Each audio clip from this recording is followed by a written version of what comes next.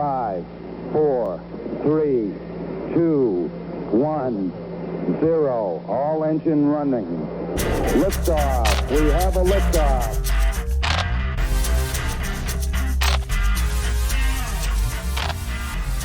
Welcome to the 25th of July and another episode of ThePAD, and it's a fucking hot one.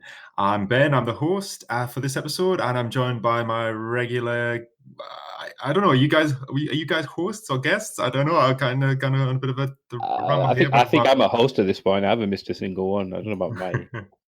I'm just what do you call it? I'm part of the crew. Furniture. Yeah, the regular crew. We've got Cash and Matty. How you doing, guys? Hi, very sticky. Yeah. Sweaty, annoyed, agitated, everything. Yeah, it's fucking British people are definitely three bear in it. Like we're too cold in the winter, we're too hot in the summer. We have about a week in autumn where we're just right. Like, to be fair, all our houses are designed to keep in heat. So when it gets really anything above 24 degrees, you are screwed, man.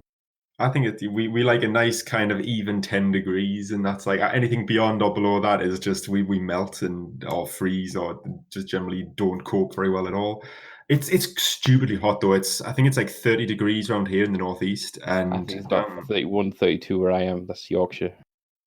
And I've spoken to people in London this week who it's 39 degrees. It's like goddamn Cyprus or something. Yeah, it's ridiculous. It's Who needs a holiday? Just cancel that Ryanair flight, man. Fuck that. Stay home. It's nuts. It's so hot, so sweaty, and I think that's the trouble with when it gets hot in Britain is it is that sweaty kind of heat. We're so humid, with so much greenery. Yeah. It's not like it's not like the desert. It's not crisp and dry, is it? It's completely exactly. Horrible. But yeah, so I think we're all cooped up in our little rooms, sweating it out. Got the windows closed, got the doors closed. Just getting ready to do some. Yeah, for the sake of audio quality, absolutely. This is a sacrifice we're making for this podcast. We're very, very professional like that. So yeah, I'm sitting here as well. I was just saying to you before we started recording, right? I've gone on a run tonight, which was a mistake in itself because of how hot it is. And like because we were recording this a little bit early, I'm just called out of wax. I'm still sitting here in my gym kit and I'm just minging. I'm glad we're all kind of in our own houses because I'm just. I went to the gym yesterday and the aircon was broke, and I thought, should I go home or should I just man it up? And I speak to this old guy in the changing room, and he's like, "Nah, it's fine. You'll be okay." I'll break his legs next time I see a dickhead. He'd lose like a stone in sweat. Yeah, crazy. Yeah, but you got to keep it going. I just realised at the weekend that I'm doing the Great North Run this year again, and I've put we had like something like 6 or 7 weeks left to go. So I've got a training program on the blackboard in the office of like daily of like what I should do, targets and things. Yeah. And it's fucking bullshit, man. I've put way too much in, and I'm already sick. I'm only like the second week of it. I've got like 6.5 weeks to go, and I'm already sick of it.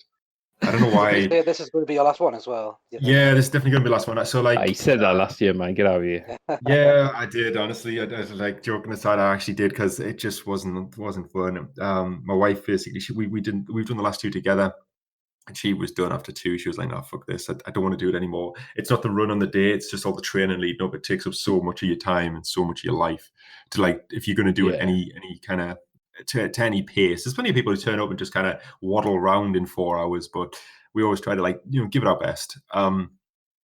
And she's had enough, and I was like, yeah, you know what? I didn't enjoy this year. Last year's run itself was horrible. It was hot.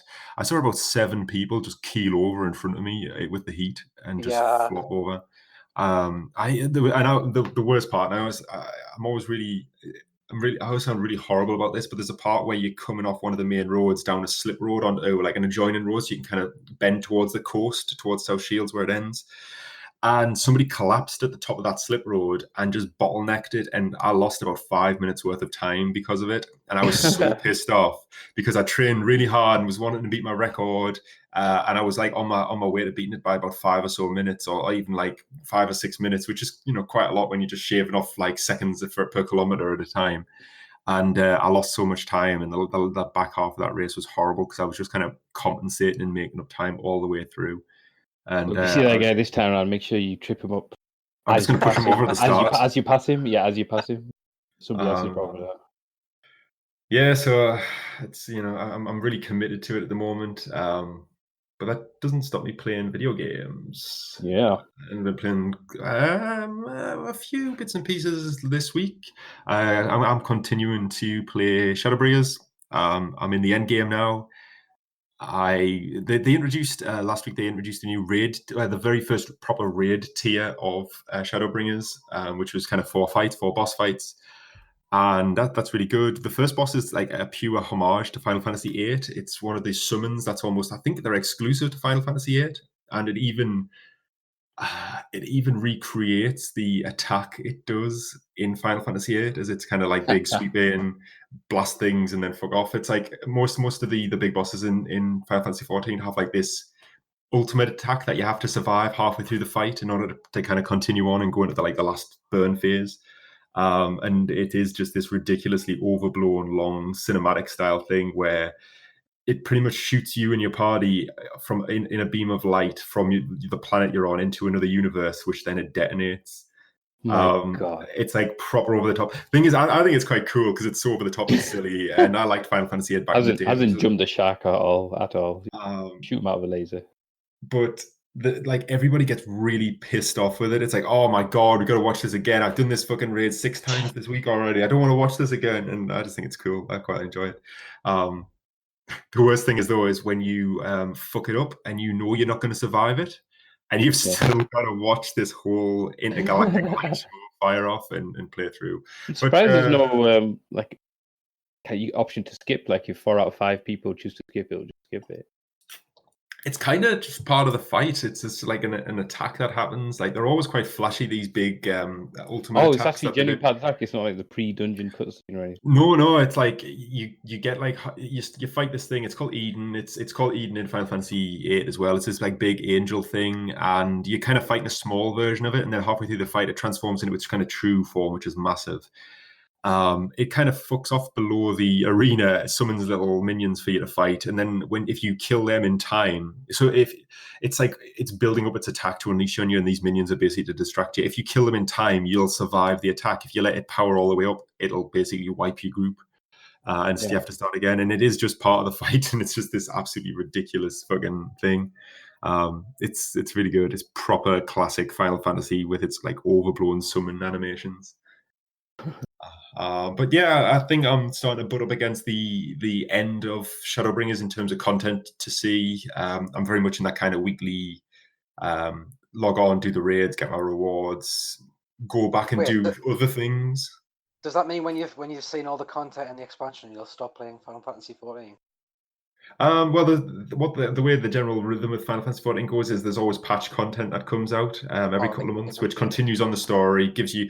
I mean, to be honest, generally speaking, the patches are pretty good. So they generally every expansion lasts about 2 years, I think, and you get about 5 patches in that time. And generally speaking, the amount of dungeons and raids and all the rest of it doubles over the course of those 5 patches from what you get with the expansion pack. So it's pretty good. And every time a new major patch drops, you get a new tier of raid, a new tier of gear. So you've got to gear up again and jump to the next level. There's the extreme and savage difficulty modes to jump into. There's a lot going on. And plus, there's the whole thing of like you can have one character and jump between jobs. So at the moment, I'm leveling a samurai on the side to just have a damage class for a change because I always tank. And Shadowbringers has got this kind of side story where there's like this side quest where you're hunting down these powerful beings, and there's one for every kind of role. So you've got a tank one, you've got a healer one, you've got a physical DPS, and then a caster DPS thread. And you can only play these class quests if you are a class of that type.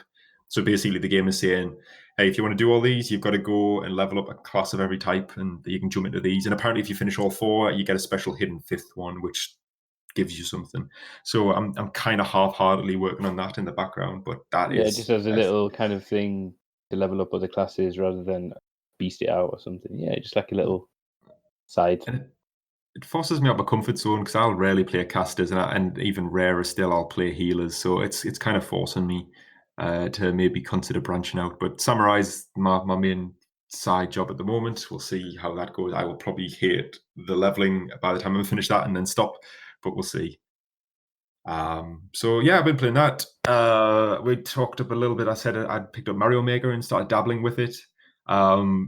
Matthew, me and you played a little bit on Sunday. We streamed a little bit, playing just random levels. Had a few people drop into the chat and give us levels to play. I think we demonstrated how good we were at Mario. We showed them kids, didn't we? That's how you do it. But I really enjoyed playing it. Like I think I've got a bigger appreciation for it, having just sat down for a couple of hours and just like hammered out a load of levels. Yeah, it's. I mean, it's very much like the first game. I think I was saying in the video. But it's kind of a cool thing just to have to go back to every now and then.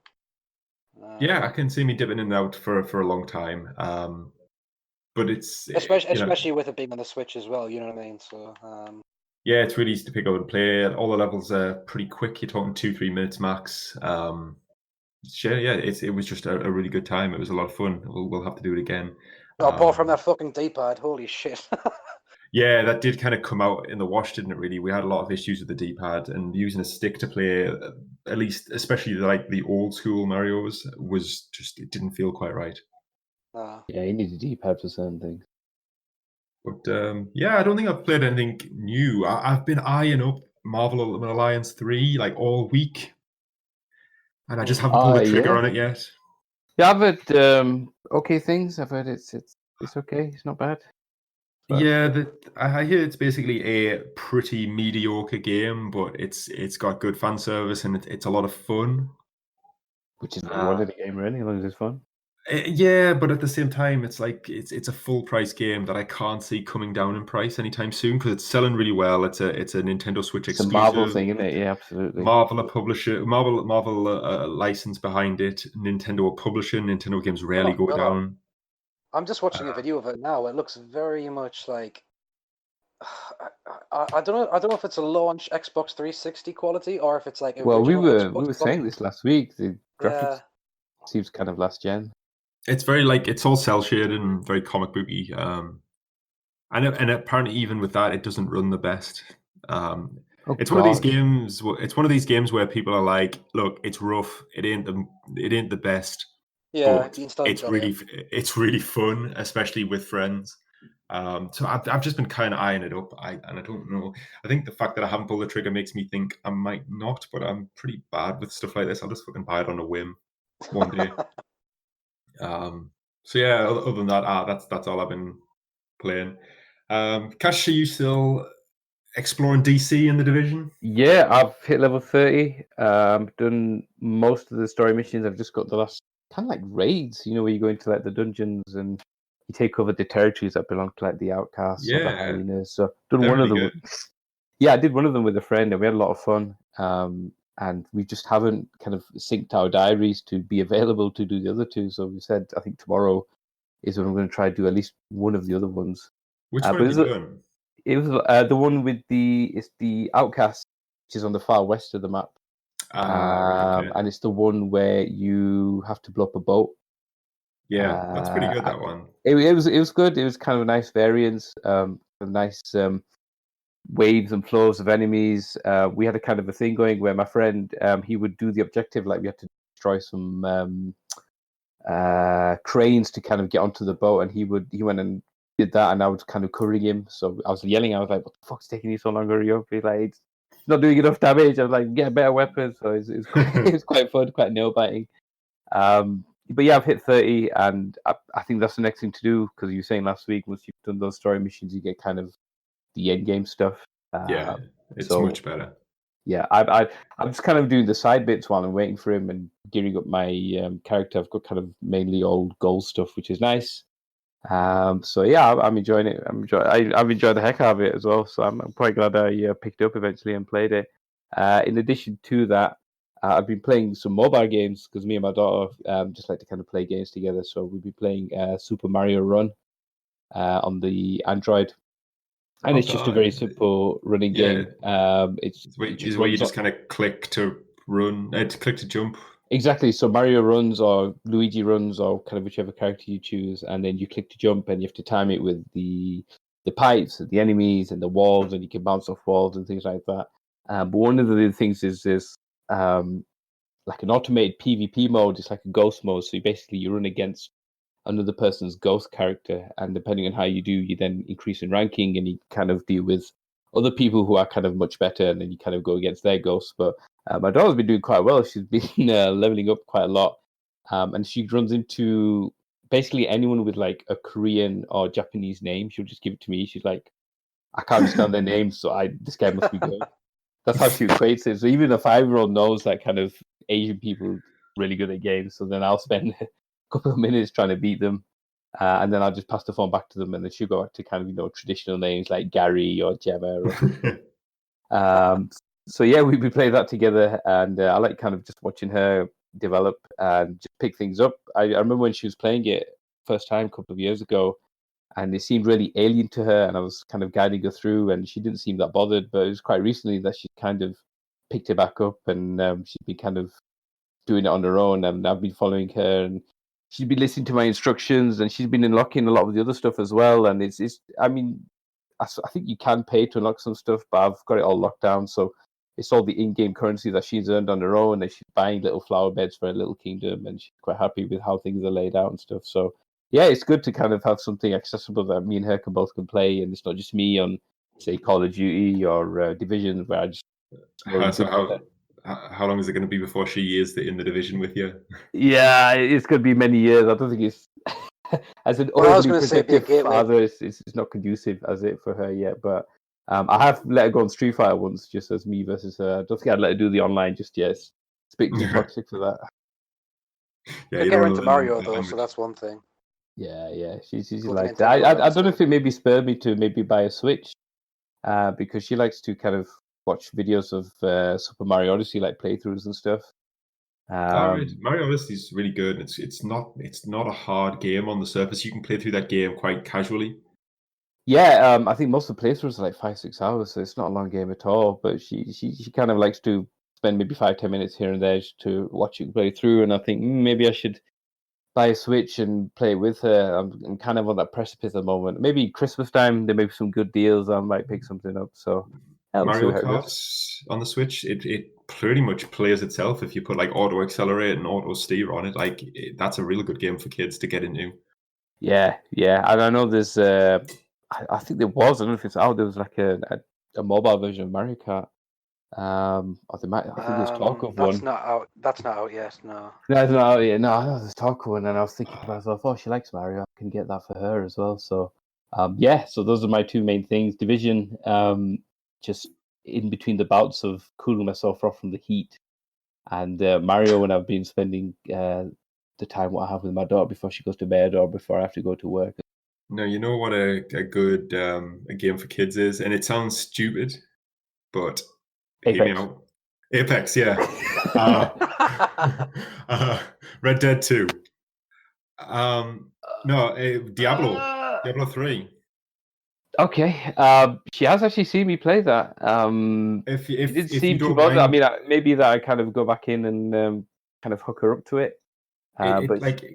Like we had my niece and nephew stop with us, so God, like 8 months ago or something, and they like the idea of games more than they like playing them. I think once they actually play them, they find it difficult. But they're like, oh, can we play this? Can we play that? And I'm like, you can't play that. Like, not only is it got horrific content, you will not be able to play it. But we, like me and my wife and them two, sat down and basically played 4-player kind of like shared screen Diablo, and all we had to do was like, we said like, what do you want to be? Do you want to be a wizard that fires lasers? Do you want to be a knight who hits things with like a big sword? And they were like, I want to be a wizard. Great, okay. And then when they were locking abilities, it was like, right, do you want to fire icicles out that freeze enemies, or do you want to fire fireballs out that burn them? And it was just kind of like talking at their level, and they're like, oh, I like fire. Yeah, let's do fire. And then like they would be playing with it for a bit, and they're like, I don't like these fireballs. Let me try the ice one. And then you just kind of gone along with that. And as long as you were sorting their build and their gear out as you went, yeah, I can say that. They just liked the pretty lights. They just thought they were amazing when they were like blasting things and destroying them and having a really good time. Yeah, she has seen me play Diablo. I think maybe she wasn't investing because she wasn't playing. So yeah, maybe I could. This is when I was talking about season modes last week as well. I was going through season, and she was seeing me on my Demon Hunter, and I was trying to explain to her what Demon Hunter was, and it just went way over her head. So yeah, maybe the idea of like wizards and shooting lasers is more accessible. Yeah, maybe I might stick that on and see how it goes. But I mean, there's some PlayStation Plus games, like some of the indie ones, and she really likes them. There's I don't know if you heard of Rock of Ages. Oh yeah, Rock of Ages, yeah. Rock of Ages, it was out on the PS Plus, Rock of Ages 2, the sequel, and she really likes that. And it's I wouldn't say it's educational, but it's got like a map of the world, and there's different countries and different cities, and kind of notable people throughout history. So I say, oh, this is Vincent van Gogh, he was a painter, and oh, this was Aristotle, he's a philosopher, or oh, this was Richard Lionheart, he was an old king of England and stuff. And I think there's a lot of education. In games, like just generally speaking, like you learn, like I learned a lot. I didn't read a lot as a kid, but I did a lot of fucking reading in like fucking RPGs and stuff, and you learn kind of how to think and plan and maths to do stats and stuff. I think, as a kid, I think kids who absorb a lot of stuff anyway passively, I think there's a lot to be taught from games. Yeah, it's some games are really imaginative. I mean, I might scoff at them because they seem casual, but I mean, my daughter, it's a simple game, like Rock of Ages, case in point. It's just a ball going downhill, but she loves it, and she likes watching me play, and she likes to help me set up each level to kind of play against the computer and stuff. So, it's I'm quite open to kind of showing her things and kind of seeing what she makes of it. And whenever there's opportunity to play stuff together, then it's just great because there's just more time between me and her. Cool. Okay, Maddie, I don't know if I dare ask because I think I've seen you play this most of the week, but how's Greece looking? Yeah, I was going to say, let me guess. The weather's actually matching up with the weather in the game. So yeah, like full immersion. It is full immersion. I've passed the 100-hour mark. Toga. I've passed the 100-hour mark. I'm level 62. I've got... I'm kind of clearing out the map at the moment still. I'm getting towards clearing it all out. And then. So what percentage after 100 hours do you think you are? 50s, 60s? God, I don't know. There's so much. The thing is like, because it's overwhelmingly big, I'm just trying to clear all the quest marks and locations off the map. And the map's so fucking big. But the problem is new quests keep popping up as I progress in the game. It's like, you're like, oh, I thought I did that corner. What the fuck's that doing there? If I had to guess, I'd say I'm probably 2/3 of the way through the game. Maybe it's a bit more than that, but I don't know. Yeah, it's but I don't know. It's still fun. I mean, you could tell you do not make it sound like it. I was going to say. Oh, I tell you what, going through this list of like checkpoint of sort of quests and whatnot in this heat as well. Tell you what, it's testing of my. When you're finally done, could you do like a review? Because I just want to hear your tone of voice because you 100% completed it. I want to see how you reflect when you go back. I honestly think you could get the new DLC, the Atlantis DLC, because I've actually heard very good things about that. I'll buy it for you, Matty. I'll buy it for you. Oh my god, the worst gift ever. At the moment, that seems like a worst case scenario. I don't want to do that, but it's I don't know. I don't think there are any games you can put over 100 hours in and be like, this is all fresh still, Not single player games, I would say. Like I feel like single player games really outstay the welcome. I think a game needs to have either a competitive or a cooperative aspect to it. Like it's kind of that the relationships and doing something with friends will keep you going a long time. I think there were some exceptions. I think Breath of the Wild I never got bored with. But you did not put 100 hours into that, did you? I put about 180 hours or something because I went through and got all the shrines and everything. I think actually it might have been 200 hours by the end. Fair enough, because I was going to say I put about 60 in and then done like all the story stuff and covered all the map and all the rest of it. Yeah. Oh no, I went through and got all the shrines and a few other things. The bloody, what do you call them again? The nuts. Korok seeds. That's the one, seeds, not nuts. But yeah. I don't know, some games like in general, I think I was saying to you, Ben, the other day, I'm trying to limit how many games I get that are like over, 15 hours anyway. Yeah, I love a quick short games. Yeah, I'm finding that more and more, not just with games, TV shows as well. So So I remember, like, well, God, when we were teenagers, like an American TV show would be 20-odd episodes. That seems insane these Oh days. yeah, it does. The standard is now 10 episodes. I don't even always feel the need for that. I like a good series that's about 5-6 episodes long. Yeah, British season. And an hour long, 5 episodes, 6 episodes, done. Chernobyl this year did it well. And games that do it, I'm really thankful for, because I don't want to have to sit for 3 weeks plugging at something.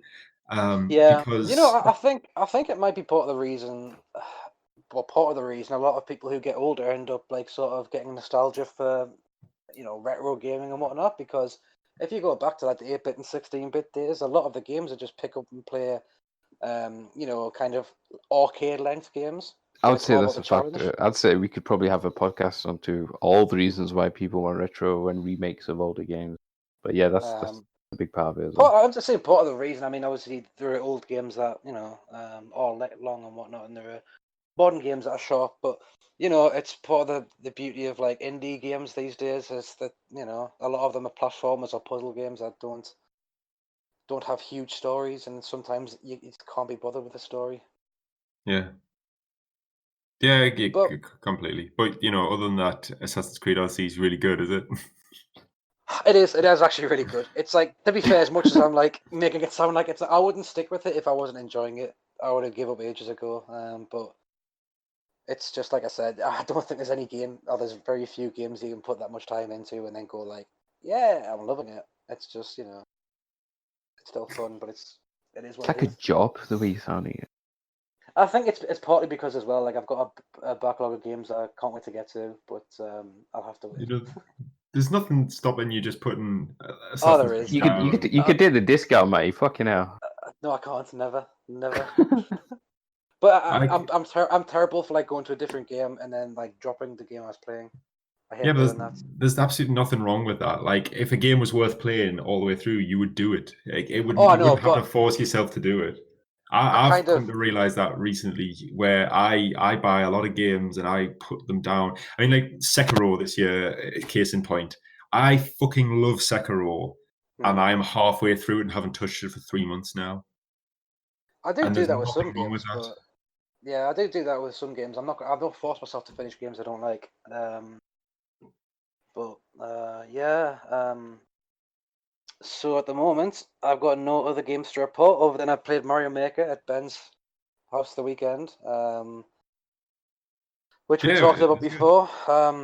It is what it I is. It's enjoyed it. Mario Maker. Yeah. Yeah, I really enjoyed it. It was good. It was probably our most like lively stream, because people were actually dropping in and giving us levels to play. Um, Yeah. there was one guy who dropped in, gave us quite a few levels to play. Got quite adamant that we play his versus mode, despite us not having any spare Joy-Cons to do local multiplayer. He questioned us on our integrity a little bit, of how I thought the Switch always had Joy-Con. I was Filthy like, no. casuals. But otherwise, it was good. And he actually had some pretty good levels. Although that fucking poison mushroom one, I'm going to call bullshit on that. That was ridiculous. Yeah. Fucking hell. But no, it was good fun. I enjoyed it. So we'll probably have to do that again with Mario Maker, because it's kind of like one of these. It's the game that keeps on giving. As long as you like playing Mario, there's more shit to see. Yeah, there is. And if you It's have cool. anyone commenting with levels and stuff, it just it works well. Yeah, it does. It does. It's a huge hit on Twitch, I think. So it's good. I enjoyed it. We'll have to do it again soon. And that leads us nicely to segue into the news, because my first news story of the week is about Mario Maker 2. So upon launch, everybody who had the game could only create and upload a maximum of 32 levels. You basically have 32 slots on your game, and that's the slots you can use to create and upload levels from. If you create a 33rd level, you'd have to delete one of your old ones and replace it. 32 is more than enough for me. I think I've used 3 so far. I was going to ask how many people are going to be using 32, man.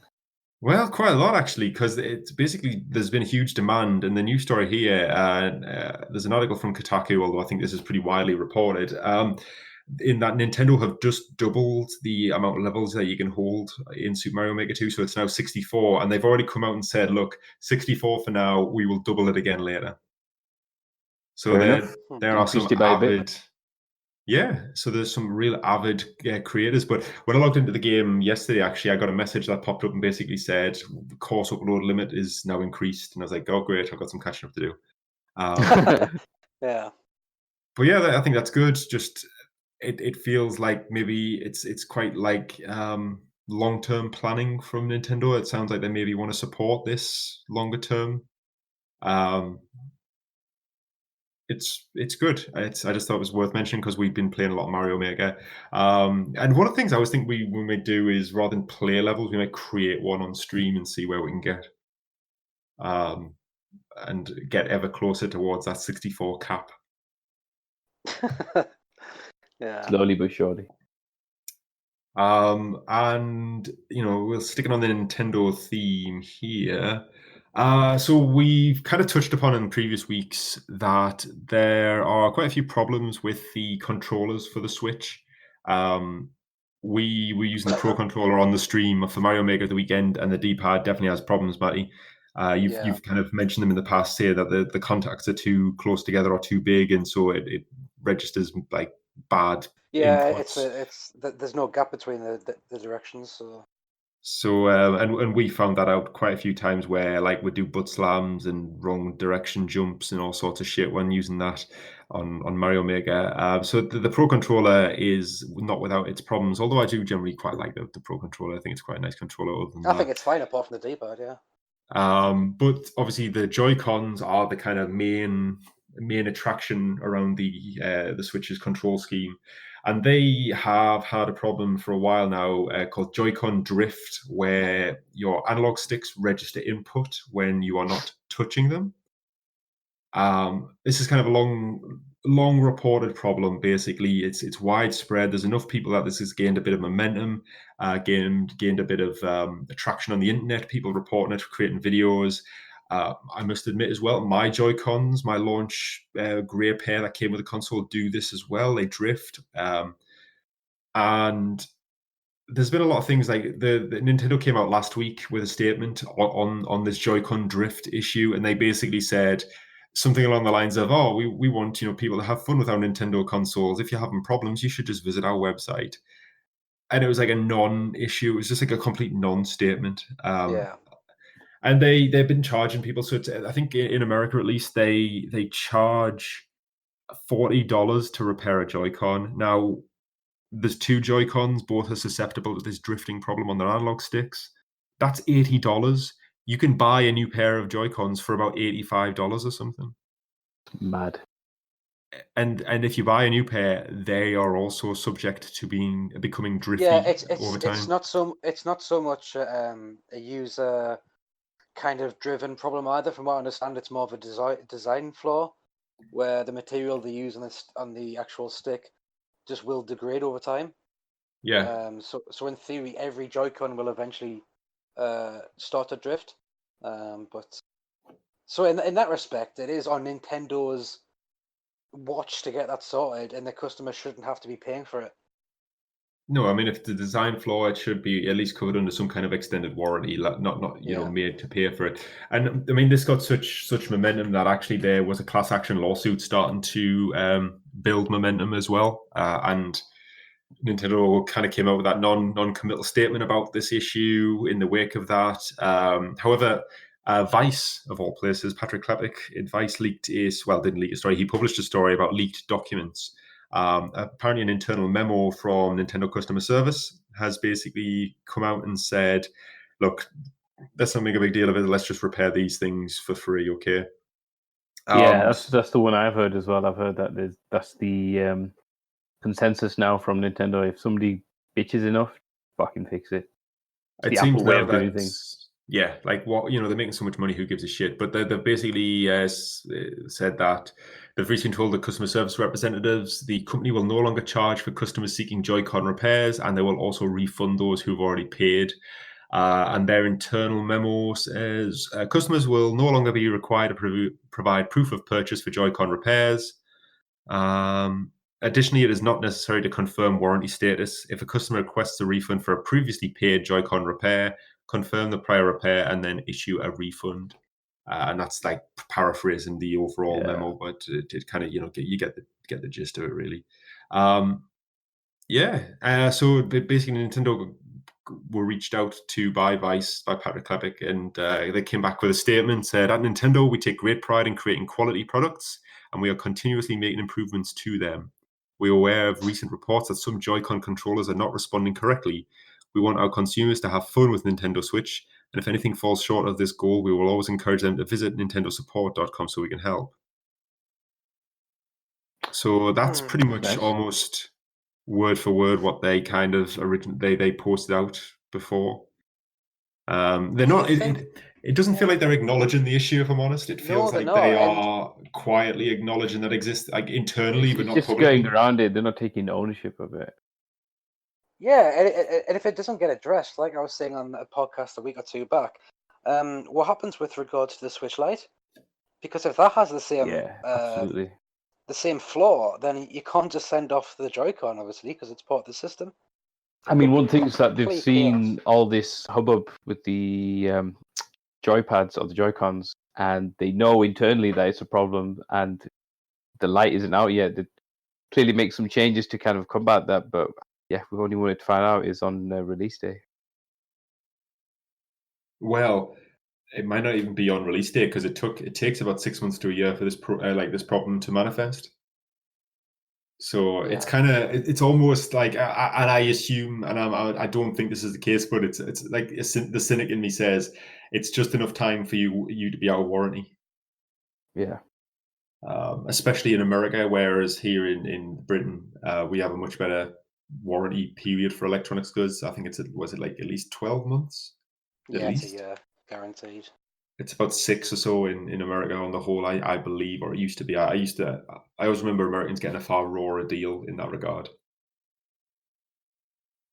But yeah, I mean, just thinking about this, if this is like basically every Joy-Con that exists can have this problem, and they're going to repair them for free, has there ever been such a big kind of console hardware like faux pas since the Red Ring?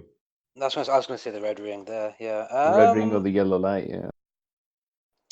I mean, even the Yellow Light, I don't think was anywhere near the bullshit that the Red Ring had. Like Xbox 360 launch I mean, to be fair, it wasn't as bad, but it was bad. It was overheating, and there was kind of online guides how to get it sorted, so you didn't really have to worry too much about sending it off. But yeah, Red Ring was much worse.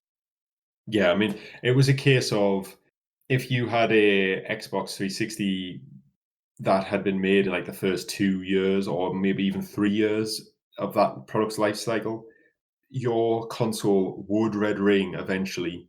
It just was a matter of time. I mean, you still see posts on things like Reddit now where it's like a launch 360 and it's like, was it fucking 10, 15 years later, and someone's saying, oh, my good buddy finally passed away, and it's like this console that's finally given up. Yeah. My launch 360 Red Ringed, God, 18 months into its life or something like that. So my Joy-Cons drift now, so I'm obviously don't have very much luck. But that's kind of what it reminded me of, that kind of mass console fuck up. It's like I say, I think it's gathering momentum now, but it's going to be a different ball game if the Switch Lite has the same problem. It's going to get a lot more complicated. You'd hope that the Switch Lite was going to be just a little bit more robust anyway, because we mentioned last week when we were talking about it, it's kind of made for children, getting bashed around a little bit and all the rest of it.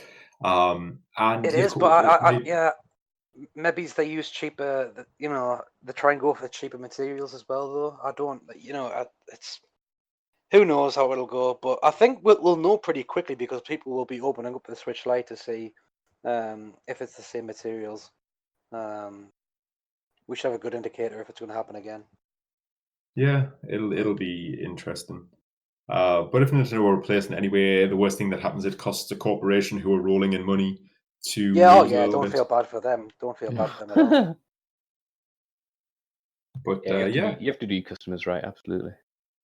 Oh, completely. And it's good business to treat your customers right, because you might lose a little bit of money now, but when you release Mario Odyssey 2 in the next couple of years, you're going to make all that money back. Like, look after your customers on these things. Nintendo are a brand. They need to look Absolutely. after their brand. They're not just short term. It's the same thing with Apple. What they do with their services is so many stories of people coming in like a day or two or a month or two after the warranty, and they just replaced it, and that just keeps them fans loyal, keeps their customers loyal, keeps everyone happy, and they're losing very little. This is like one of the richest companies in the world. And Oh, also God, the brand's important because a lot of who Nintendo appeal to are parents of kids, and people who have no idea about video games. So word of mouth is everything to them. And if it gets out there in the media that there are problems, that's where Nintendo struggle. Yeah. But yeah, I just thought it was interesting. It's picking up speed. It's kind of watch this space with the Switch Lite, because they are built in and you can't just replace them. I mean, fuck me, Joy-Cons are expensive for what they are as well. Like, there's a lot of shit in them that just doesn't get used, like the IR sensor, the HD rumble. Both those things have been stripped out the light. Give me a fucking stripped down Joy-Cons that are half the price. Like, I'll take them. I just want them for spares or change of color when I'm feeling fancy. Like, they are. What do they cost? 65 quid? I don't know. I'm gonna have a look because I think a new pair of Joy-Cons is 65 quid, and it's a shame because when we talked about the light, we talked about the new Joy-Con colors they released, and I really like the purple and orange, but I'm not shelling out 65 quid just to have purple and orange Joy-Cons. Like, £65. it's not. Unless you start to. It must be a market. I don't think they'd release that if there was no demand for it. Or something. It's people more money than sense, so people want a color scheme that fits their room. I don't know. Yeah, and yeah, it's crazy. I don't think I'm a big lover of the mixed colors. I know the whole point is that you can split them off and hand them to different characters, and you've all got different characters, different players, and you've all got like a different color to represent you. But I would much prefer just a uniform color, like the purple and orange mix. I would much rather just have the option to buy a purple or an orange set. I think that would look much nicer. I much prefer my grey ones for that reason. It's not because they're grey necessarily; it's a bit bland a lot of the time, but it's because they're just uniformed. It looks cooler. It's nice having these kind of two strips of color, like unified color down the side of the black switch as well. I quite like that. But yeah, 65 quid's a lot to. It's a lot to put aside for something very, very kind of surface deep, and they're gonna drift anyway. So what's the point? Let's wait for a revision. The shit anyway, yeah. Tokyo Drift. So yeah, Nintendo shenanigans, some good, some not so good. Excuse me. Yeah, so other bits of the news that I've got, kind of probably another little bit of a throwaway story here, is Overwatch has got a new character, and I think they've to me at least, they came out of nowhere really. So I know me and you played quite a lot of Overwatch back in the day, Cash. Yeah. And me and you played the beta together, Maddie. You were my little pocket mercy for at least a weekend or two. The only thing I enjoyed doing. Yeah. So I still dip into Overwatch every so often. We talked a little bit on one of the previous episodes about the new Q lock-in, the 2-2-2 composition. And yeah, this new tank's a guy called Sigma. He is a big, bulky guy he's a scientist that's experimented with black holes and has lost his mind. He kind of just floats around in the air, looking like some Magneto kind of thing, just drifting kind of off the ground. And he controls these kind of two little black holes that he flings at people. He's a really odd character because he doesn't really have a gun. It's kind of a bit like Zenyatta's orbs, but he fires two at the same time, and they're a little bit inaccurate. They kind of fly in a little bit of an arc. They bounce off walls, so you can like do trick shots with them. The guy's a tank, and he has quite a few abilities, really. He's a 3-star difficulty character, so there's a lot to him. So his abilities are Hyperspheres, which is his normal attack, to launch 2 charges that implode and damage an area. And they're the ones you can bounce off walls and stuff like that. Experimental Barrier can be propelled to any location and then recalled. So It's like a shield. He can propel it It's out like from Reinhardt's him. shield you can throw out and pull back and stuff. Yeah, so that's quite interesting. And it's quite powerful. I think, if I remember rightly, at the moment on the public test realms, it's about 1,500 health, which is that what Reinhardt's shield is, or close to it, or it might even be 2,000 more. Reinhardt's, I can't remember, but yeah, I, it's I can't remember. It's a beefy shield, though, one way or the other. yeah, 2 of them as well. Kinetic Grasp converts incoming projectiles to shields. So I'm assuming that's a bit like it's akin to something like the Titanfall shield, where you can grab bullets out the air and then fire them back, except without the firing them back part. I'm sure that's what that is. Accretion, which gathers debris and then throws it at enemies. So this is where he basically throws just like a giant meteor at people and that knocks everyone back. And then his ultimate is Gravitic Flux, lifts nearby enemies into the air and then slams them back down to the ground. And I've seen some cool little things you can do with that. So, like, what you can do is say you've got an enemy team bunkered behind like a Reinhardt and an Orisa, got all their shields up, can't get to them. Just basically throw this ultimate in there. It lifts them above the shields, and then get your fucking McCree friend to deadeye them out the air like clay pigeon shooting.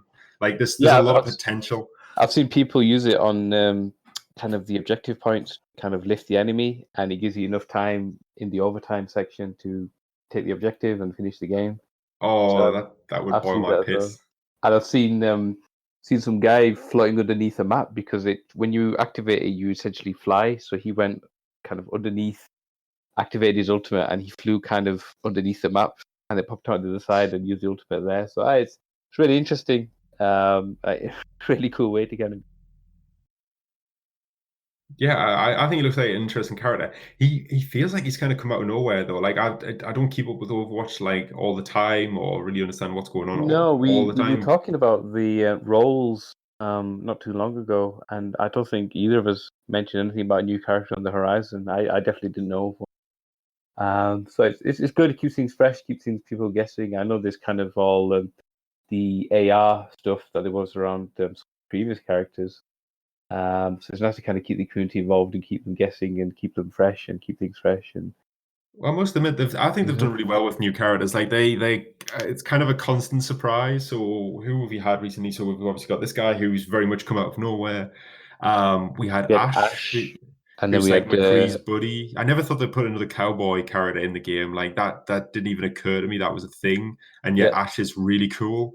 And then we had Brigitte, which is Torbjorn's daughter, I think.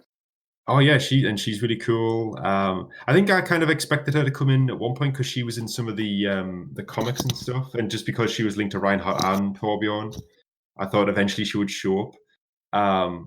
And I used to really like her. She's cool to play as. I think she's getting a rework at the moment actually because she's OP. And then you got Wrecking Ball.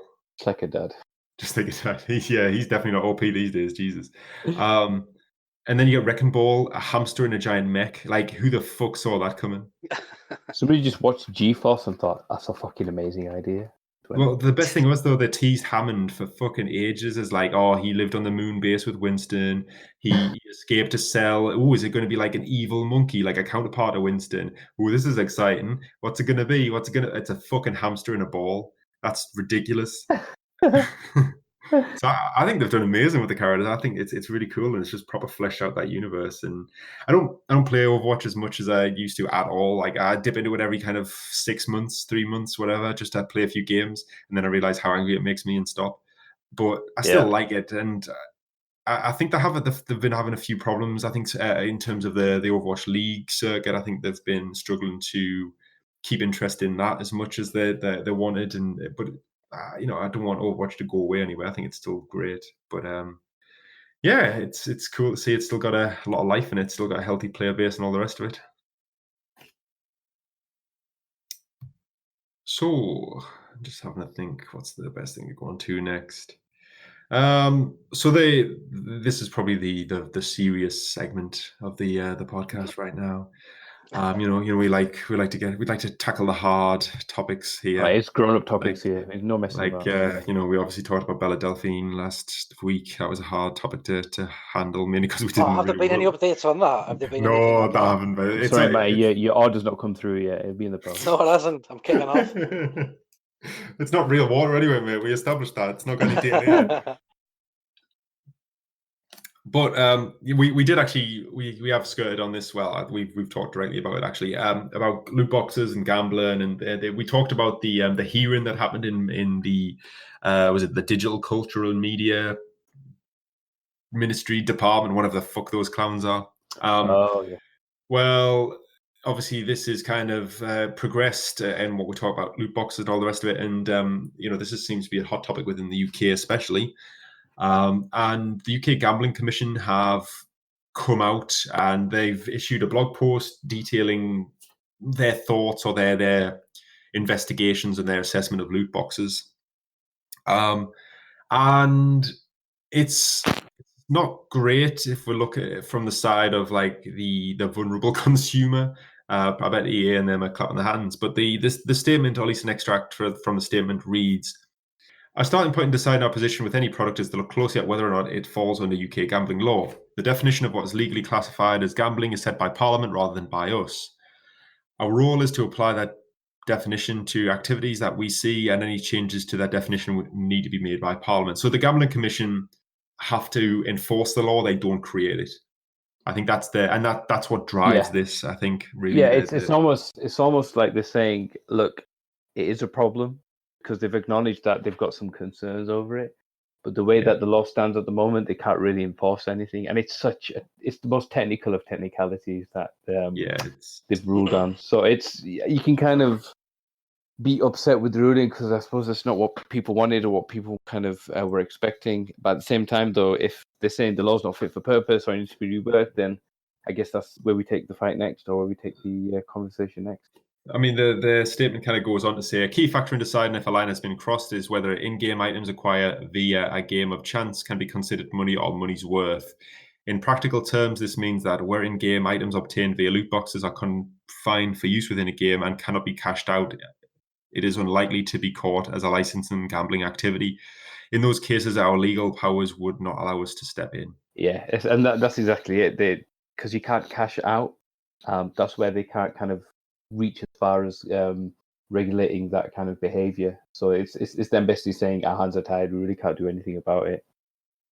Yeah. And anybody who knows what loot boxes are and isn't kind of had the wool pulled over their eyes by EA's really flimsy definition knows exactly the scheming behind it and the idea behind it, and it's literally just money making, and it's literally just preying on vulnerable people and children and kind of people that normal gambling rules need not apply to. Yeah, I mean, generally it seems to be that it's gambling in the spirit, but not to the word of the law, and that's exactly. like you say, Cash. It's the most fucking technical of bullshits. But I mean, this you could loop in shit like Kinder eggs and stuff. Anything that's blind box that preys on kids. It's immorally, it's wrong. Legally, it's not. Yeah, that's it. And I mean, the law isn't kind of a basis of morality. Sometimes if a law is legal, it's not moral, and vice versa. If something's moral, it's not legal. And like you say, with the Kinder eggs, and the other example that was used in the hearing was the FIFA Panini stickers. And I mean, you can draw comparisons to them, but ultimately, they pale in comparisons to the amount of money that's being used in gaming and the target audience as well, and the kind of the access that those target audience have, and the money that each of these costs. I mean, a Kinder egg and a Panini stickers is nowhere near as much as some of the price ranges are on the loot boxes, because you can't typically buy one loot box. You have to buy a pack that will buy you 7, for example, and then you can only spend that in-game currency on the loot boxes. You can't spend it anywhere else. You can't buy just, let's say, for example, one particular thing from a loot box.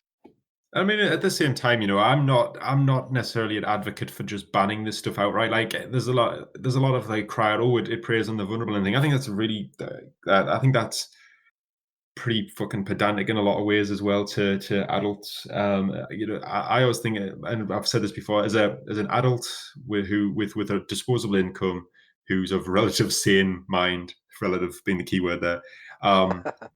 I don't mind splashing out on a loot box every so often if I feel like it's going to get me some extra enjoyment out of the game or whatever. I don't think this needs to be outright banned. It just probably needs to, because ultimately it doesn't hurt me, and it has extended the enjoyment out of many a game for me. It's just another. It's buying a good time, which is like any kind of service-based thing that we spend money on. I don't think many people are in favor of regulation. I mean, I remember many years ago when in America they were trying to regulate violent video games, and there's talk of that over here. I definitely wasn't for that. Still not for that. And I think it's down to kind of the audience to manage that behavior and studies that were used. It is. I think it's the implementation really that what it comes down to. Absolutely. I hope the takeaway from this is from the companies they realize they need to do better. But they're not going. I don't know if they will, because it's again. Well, it's that's money, what the hope is, Maya. know? If they don't, then we start taking kind of law changes, and they shouldn't need to come to that. I agree with you, Ben.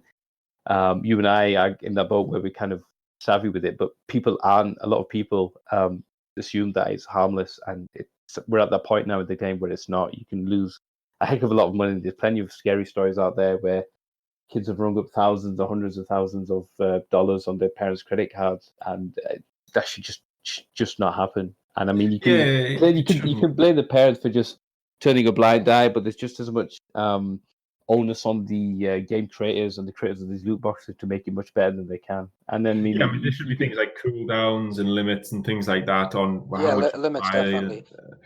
Just some kind of measure of control, but. At the same time, there's parental controls. There's the age-old thing of how about you just fucking talk to your kid and explain why they can't do this. And maybe I'm simplifying it because I'm not a parent, but my parents were always very upfront with me about things in the world and explained things to me. And I never went off and spent $1,000 fucking dollars on fucking V-Bucks. Granted, they didn't exist when I was that age, but there were still opportunities to do that.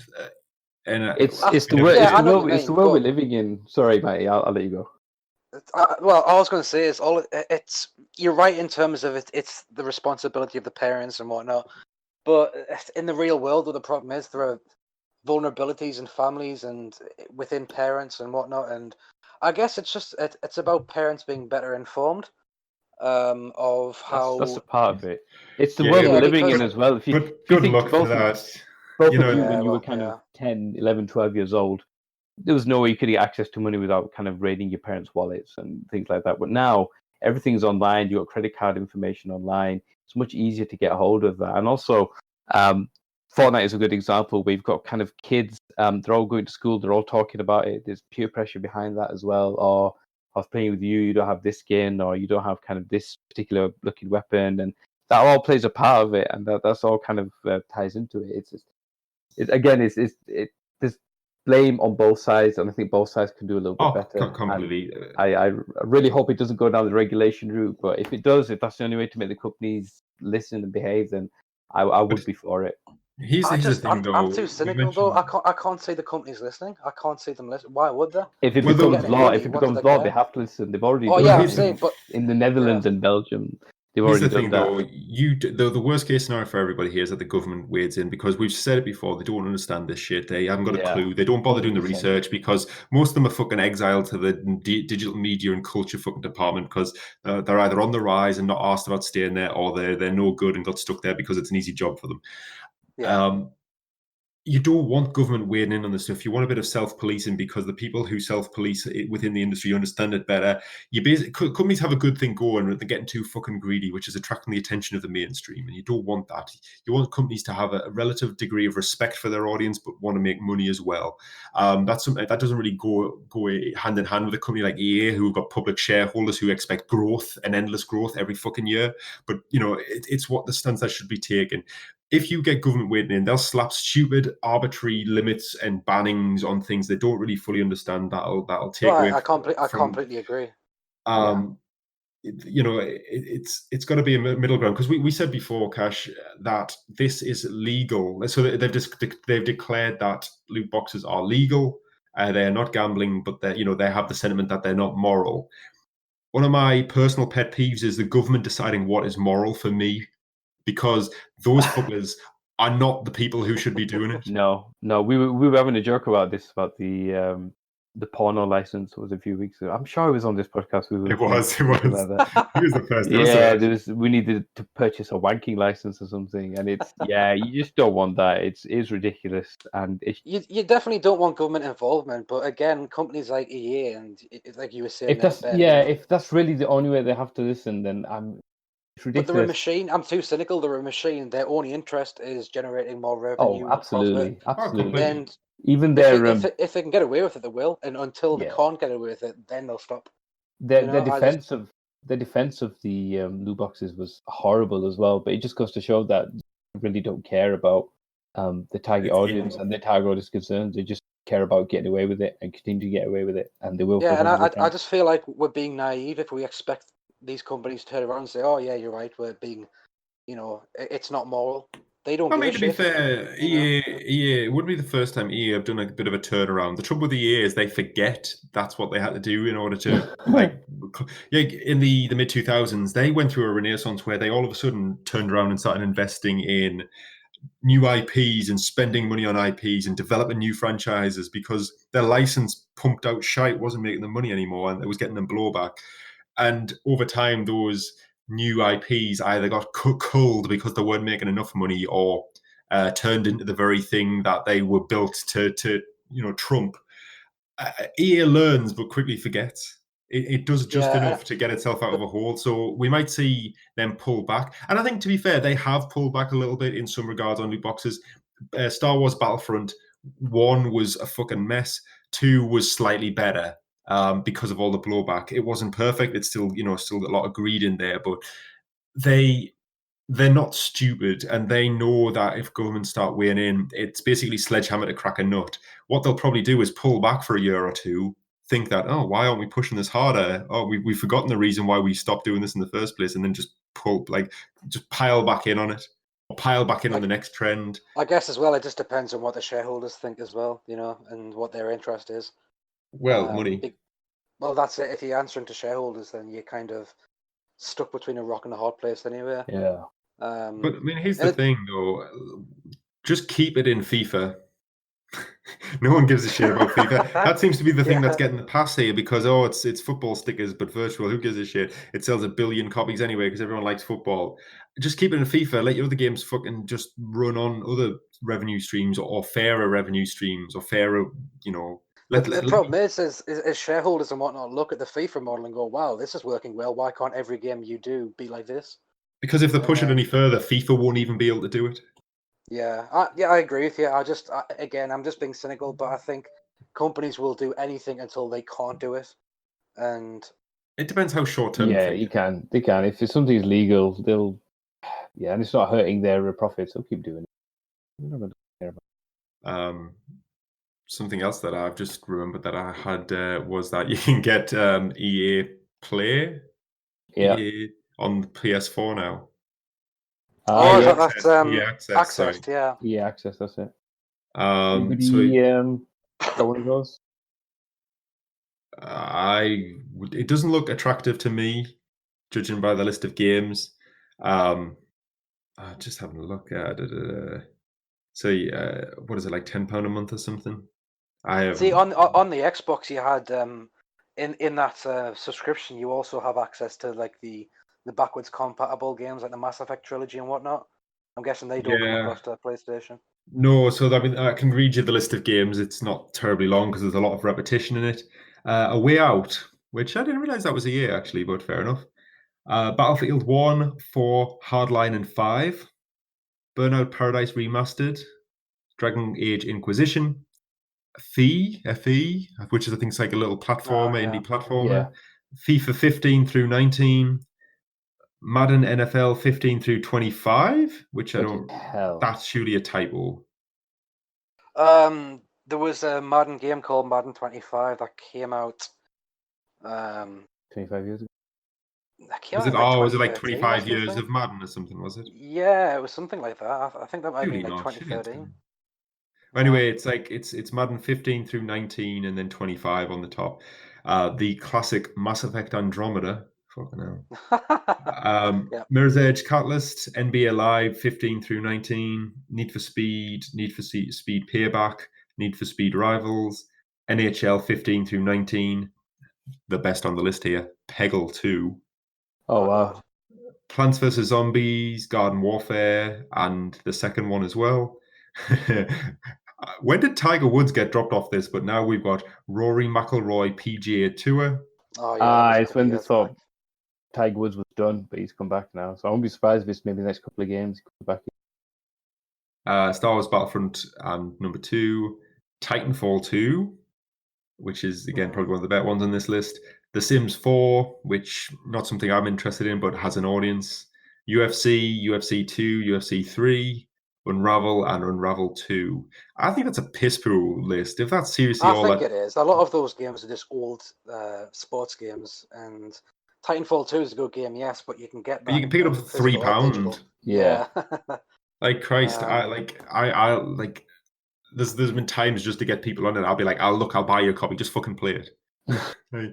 Just to yeah, get people to try if you it. compare that list to like Game Pass, it just falls straight short, doesn't it? Yeah, It's not great. doesn't seem like a great deal. Yeah. So maybe And I that's know why they need loot boxes. Ubisoft have either coming out or they've got their own version as well. So maybe I it's think Ubisoft are better positioned though because they've got a lot more like fleshed out games that as a service. Like they are far more willing to spend time on their games and flesh them out, build them up, make them something better. You know, you've got fucking Rainbow Six. Rainbow Six Siege had its biggest weekend ever last week, I think, with its highest player count ever. That's amazing. wow. They're still That supporting game's For weird. Honor. That game is so weird.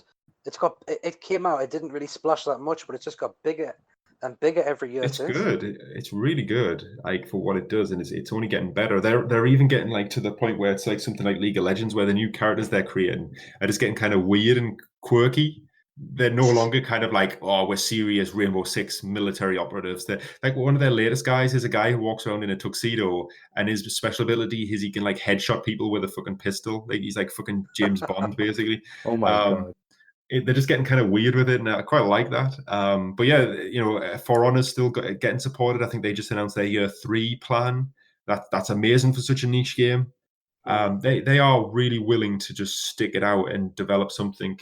They got the Division 2 for their Schluter. That's just had a big update. I was going to ask you before when you were saying you were playing it, Cash.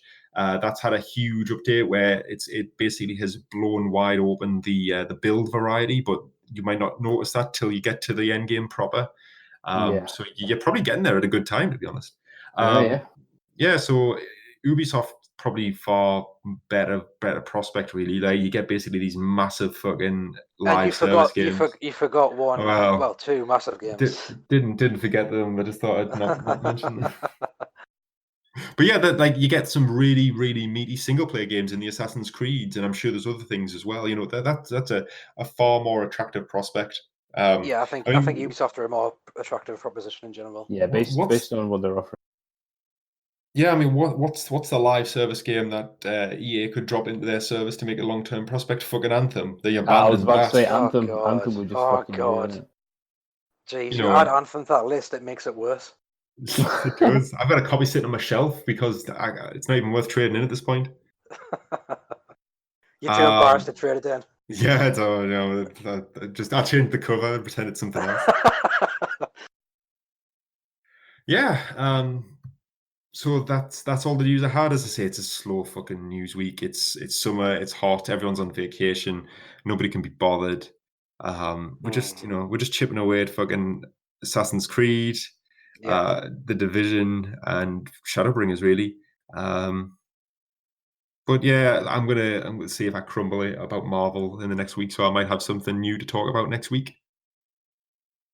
I might have a Nintendo Wii game to talk about next week. Oh Jesus Christ! Is this the Marvel madness thing? Yeah, it is. Well, I look forward to that. But yeah, that's everything I had to talk about tonight. Is there anything you guys have brought or want to get off your chest? No, that's it. The Loot Commission and the bad weather. That's probably all I wanted to talk about. God, yeah, it's too hot. This has been a shortish show for us. But I think we probably should end it there. It's hot and sweaty, and I need to go. But before I do, just a quick roundup. You can find us on Twitter. You can find us on YouTube. You can find us on Twitch. Just go to the website plasticmoon.net. There's links on the front page to all of those. Follow us, like us, subscribe, hit that bell, all that bullshit. Remember, we're on iTunes now for the podcast as well. If you're not listening to us on there, but I will also put a copy of this on the YouTube channel as per normal. And if you have Mario Maker levels, let us know. Yes, yeah, good shout, Matty. Yeah, we love them. The harder the better. Matty loves that shit. I do. So we'll probably try and get something on stream in the next week or so, and try and get a bit more on that. But otherwise, until then, we'll be back next week. Thanks for listening. Thank you.